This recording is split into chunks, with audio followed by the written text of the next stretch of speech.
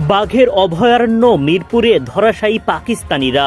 Shariful Shakib মেহেদীদের bowling দাপট, টাইগারদের থাবায় দিশেহারা সালমান ফকর হারিসরা।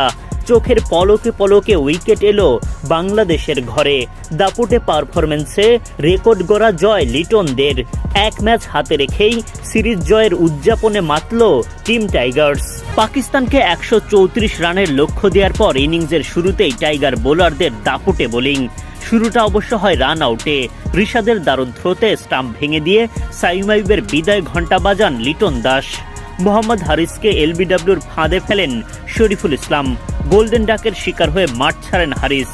শরীফুল তার পরের ওভারে তোলেন ফখর জামানের উইকেট। শরীফুলের পর তানজিম সাকিবের জোড়া আঘাত। ইনিংসের পঞ্চম ওভারে পরপর 2 বলে উইকেট তোলেন সাকিব। প্যাভিলিয়নে পাঠান হাসান নওয়াজ ও মোহাম্মদ নওয়াজকে। 2 নওয়াজি রানের খাতা খুলতে পারেননি। মাত্র 15 রানের মধ্যেই সফরকারীদের 5 উইকেট তুলে উঠতে থাকে বাংলাদেশ। পেসারদের পর স্পিনার শেখ মেহেদীর আঘাত। মেহেদী বিদায় ঘণ্টা বাজান পাকিস্তান অধিনায়ক সালমান আঘার। তাওহিদ হৃদয়ের ক্যাচে মাঠ ছাড়া সালমান করেন 29 বলে 9 রান। মাত্র 30 রানে 6 উইকেট হারায় পাকিস্তান। বাংলাদেশ স্বপ্ন দেখতে থাকে জয়ের। এরপর খুরদিল শাউফ উইকেট হারান মেহেদীর বলে। মিরপুরের কঠিন কন্ডিশনে তাসের ঘরের মতো ভেঙে পড়তে থাকে পাকিস্তানের ব্যাটিং লাইন আপ। দাপুটে জয় তুলে নিয়ে এক ম্যাচ হাতে রেখেই সিরিজ নিশ্চিত করে ফেলে বাংলাদেশ। সিরিজ জয়ের লক্ষ্য নিয়ে মঙ্গলবার পাকিস্তানের বিপক্ষে মাঠে নামে বাংলাদেশ। টস হেরে আগে ব্যাটিংয়ে লিটন বাহিনী। মাইলস্টোন ট্র্যাজেডি স্মরণে 2 দলের খেলোয়াড়রা কালো ব্যাজ ধারণ করেন এই ম্যাচে। খেলা শুরুর আগে করেন 1 মিনিট নীরবতা পালন। তানজিদ তামিম বিশ্রামে। ইনিংস শুরু করেন পারভেজ ইমন ও নাইম শেখ। ফাহিম আশরাফের বলে উইকেট কিপার মোহাম্মদ হারিসের গ্লাভসে ক্যাচ দিয়ে বিদায় নেন নাইম। 7 বল খেলে মাত্র 3 রান করতে পারেন তিনি।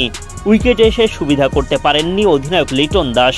সালমান মির্জাকে উড়িয়ে মারতে গিয়ে ধরা পড়েন হাসান নওয়াজের হাতে।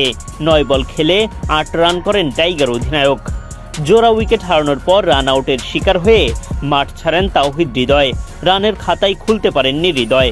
মাত্র 25 রানের মধ্যে 3 উইকেট হারায় বাংলাদেশ। পাওয়ার প্লে শেষ হওয়ার আগেই আরও একটা উইকেট হারায় বাংলাদেশ।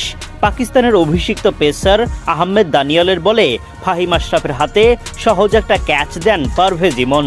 14 বল খেলে 13 রান করেন এই ওপেনার। 28 রানে 4 উইকেট হারানো টাইগারদের হাল ধরেন জাকের আলী অনিক ও শেখ মেহেদী। শেখ মেহেদী দায়িত্বশীল ব্যাটিংয়ের মাঝেই হঠাৎ তালগোল পাকিয়ে ফেলেন।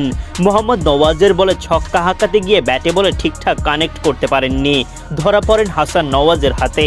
25 বল খেলে 2-4 ও 2 ছক্কায় 33 রান করেন মেহেদী। এরপর উইকেটে এসে দানিয়ালের বলে বোল্ড হওয়া শামীম পাটোয়ারি করেন মাত্র 1 রান। একের পর এক উইকেট হারানোর মাঝে জাকের আলী অনিক লড়াই চালিয়ে যান এক প্রান্ত থেকে। আর তাতেই দলীয় শতক পার করে বাংলাদেশ। শেষ পর্যন্ত মিরপুরের উইকেট বিবেচনায় লড়াকু পুঁজি পায় লিটন বাহিনী।